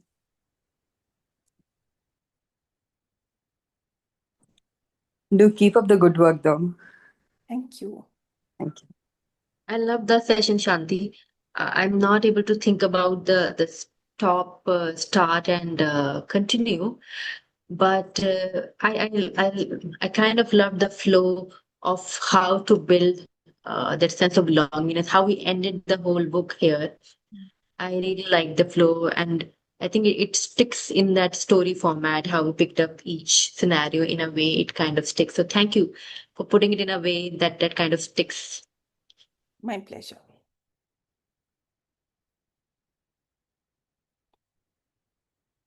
Yeah, if there is. Certainly. Go ahead, Pujita. It's certainly a great session. Thanks for doing this. And I absolutely love the conversation in between, insights from the other participants as well. Thank you very much for doing this. Thank you for being vulnerable, being open, and sharing your thoughts on the group too. Truly appreciate. That's what makes the session fun, engaging. Yeah, monologue would have been so boring. Thank you. Anything else? If not, we will pick up the next book read and come to you for what we are doing in May, and hope to see several of you read along and share your stories too. See you. Take care, everyone. Sure, Shanti. We'll join in too. Bye-bye. See. Thank you. Bye. Thank you.